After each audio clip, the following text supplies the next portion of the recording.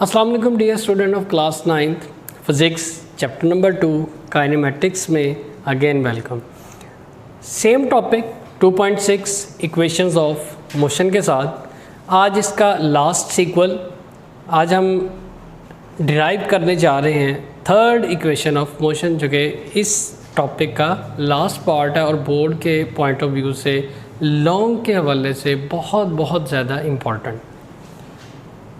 जैसे previous lecture में कहा गया कि आपने जब भी इक्वेशन ऑफ मोशन को डिराइव करना है तो दो चीज़ें कॉमन हैं।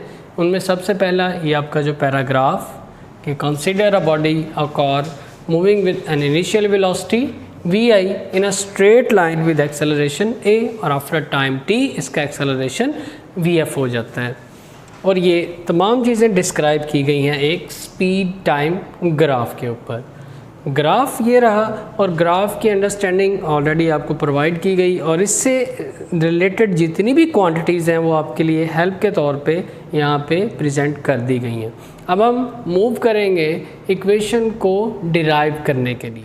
Student third equation of motion को स्टार्ट हम सिमिलर देंगे जैसे सेकेंड इक्वेशन ऑफ मोशन थी। In the speed time graph the area under the graph provides the total distance. तो फिर इन दोनों में डिफरेंस क्या हुआ? आपको याद होगा जब second equation of motion derive कर रहे थे तो मैंने आपसे कहा था सेकंड मतलब 2, यानी आपने ग्राफ को 2 पार्ट्स में डिवाइड किया और आपको आंसर मिला टोटल डिस्टेंस का। सिमिलरली इस दफ़ा टोटल एरिया OABD ही है, लेकिन इस दफ़ा एक रिस्ट्रिक्शन है कि जब भी आप थर्ड इक्वेशन फाइंड करें तो आपने याद रखना है इस ग्राफ को स्प्लिट नहीं करना 2 पार्ट्स में। थर्ड इक्वेशन को ड्राइव करने के लिए फाइंड आउट तो आपने टोटल डिस्टेंस ही करना है, एरिया अंडर द ग्राफ यानी ये शेडेड एरिया, बट इस दफ़ा इसको कंप्लीट सिंगल फिगर के थ्रू आपने हैंडल करना है। इस दफ़ा आप स्प्लिट नहीं करेंगे, जबकि ये कंप्लीट फिगर जो OABD बनी हुई है इसमें आप C को अब नेगेट करें क्योंकि अब आप स्प्लिट नहीं कर रहे हैं। तो इस कंप्लीट फिगर को एक ख़ास नाम दिया जाता है मैथमेटिक्स में, ये कहलाती है ट्रेपीजियम। ठीक है, टोटल एरिया OABD ये एक ख़ास तरह की फिगर जिसमें 2 साइड्स पैरेलल होती हैं जबकि दूसरी 2 साइड्स पैरेलल नहीं होती हैं। ये 4 साइडेड फिगर जिसमें ऑपोजिट 2 साइड्स पैरेलल हैं जबकि बाकी की 2 साइड्स पैरेलल नहीं होती, यानी एक स्लोपी साइड होती है। ऐसी फिगर को आप बोलते हैं ट्रेपीजियम। तो ये जो OABD है इसका टोटल एरिया ऑफ ट्रेपीजियम के इक्वल होता है। टोटल एरिया को हम रिप्रेजेंट करते हैं S के साथ, जैसे हमने पहले भी देखा इक्वेशन 2 में भी, लेकिन यहाँ पे एरिया ऑफ ट्रेपीजियम का एक अलग से फॉर्मूला है। आपकी बुक में ये पेज नंबर 44 एग्जाम्पल 2.9 में इसको इंट्रोड्यूस करवाया गया है, जबकि थर्ड इक्वेशन की डेरिवेशन में इसको स्किप किया गया है।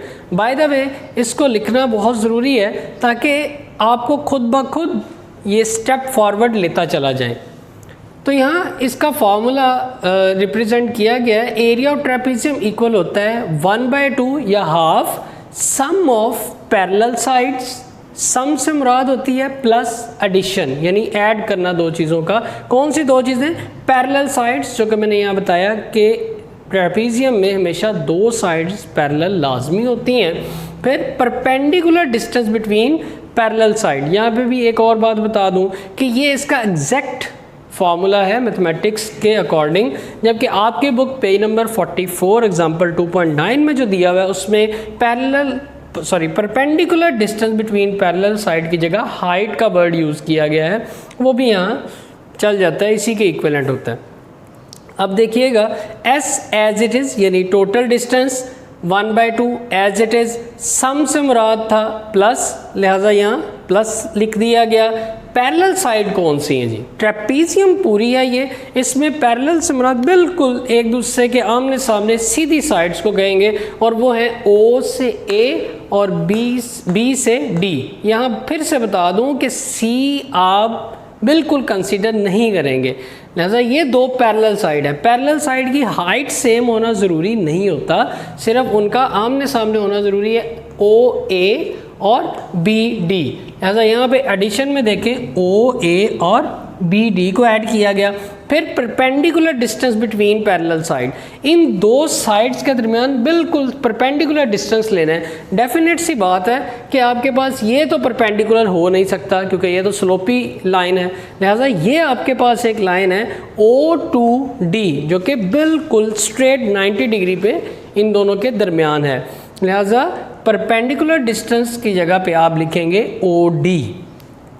अब हम इन दोनों इक्वेशन की दोनों साइड्स की तरफ मल्टीप्लाई करेंगे BC ओवर OD।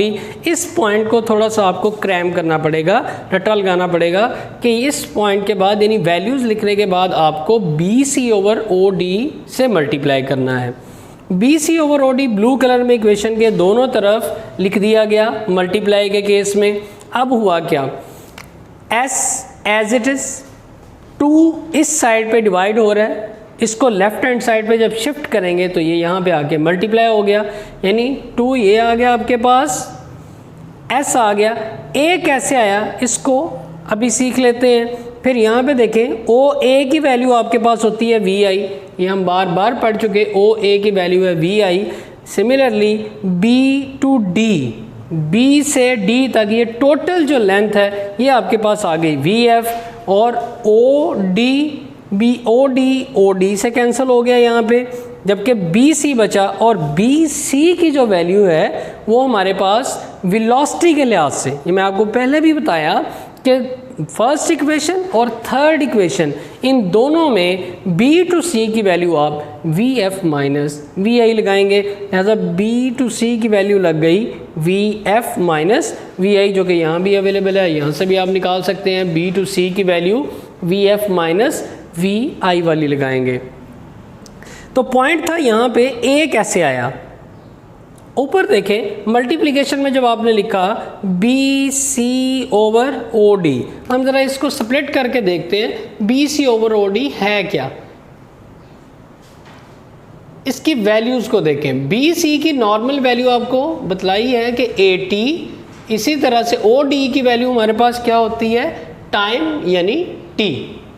अगर आप देखें तो T से कैंसिल हो रहा है, तो रिमेनिंग आपके पास क्या बच गया, एक्सेलरेशन। तो यही BC ओवर OD से हमने एक्सेलरेशन गेट कर लिया। इसी वजह से यहाँ 2 दूसरी साइड से आ गया, BC ओवर OD की जगह पे A आ गया एक्सेलरेशन, और S एज इट इज़, तो ये हो गया 2AS। VI plus VF minus VI BC की वैल्यू। अब नेक्स्ट स्टेप में क्या किया, जस्ट इन दोनों को प्लेस जो इन दोनों किया उनको चेंज किया। प्लस के केस में आप एक जगह एक वैल्यू को दूसरी और दूसरी को पहली जगह पे लें तो कोई इशू नहीं होता, तो VF को पहले लिख लिया, VI को बाद में लिख लिया। तो ये कुछ इस तरह से हुआ 2AS is equal to VF plus VI, और इधर VF माइनस VI। मैथमेटिक्स के अंदर आप एक फार्मूला बहुत ज़ोरों शोर से पढ़ते हैं, और वो होता है A plus B into A minus B। यानी अगर पहली वैल्यू सेम हो और दूसरी वैल्यू सेम हो, जबकि एक के सेंटर में प्लस और दूसरी के सेंटर में माइनस हो, तो ये इक्वल हो जाता है A square minus B square, यानी पहली का स्क्वायर माइनस लगता है और फिर दूसरी का। सिमिलरली यही फॉर्मूला यहाँ पे यूज़ किया गया है, VF plus VI, VF minus VI, यानी VF same, VI same, plus था माइनस था तो हमने माइनस ले लिया, पहली का स्क्वायर यानी VF square minus VI square, इस साइड की यानी लेफ्ट हैंड साइड की टर्म वैसे ही रही, जो कि फाइनल आपके पास फॉर्मेट है, फाइनल शेप है फार्मूले की, यानी थर्ड इक्वेशन ऑफ मोशन की 2AS is equal to VF square minus VI square. ये क्वेश्चन भी बोर्ड में दोनों तरह से आ जाता है, derive the third equation of motion, या कभी कभार कहा जाता है show that 2AS is equal to VF square minus VI square. तो स्टूडेंट्स आज हमारा टॉपिक टोटली कवर हो गया, यानी 2.6 जो आपका आर्टिकल था वो आज कंप्लीट हुआ इस लेक्चर में। फिर बता दूं कि ये 3 लॉन्ग क्वेश्चन हैं इसी टॉपिक से रिलेटेड, और इनके ग्रिप अगर आप करना चाहते हैं तो मैक्सिमम कोशिश कीजिए कि आपको ग्राफ और उसकी वैल्यूज़ की ग्रिप हो जाए। Thank you so much.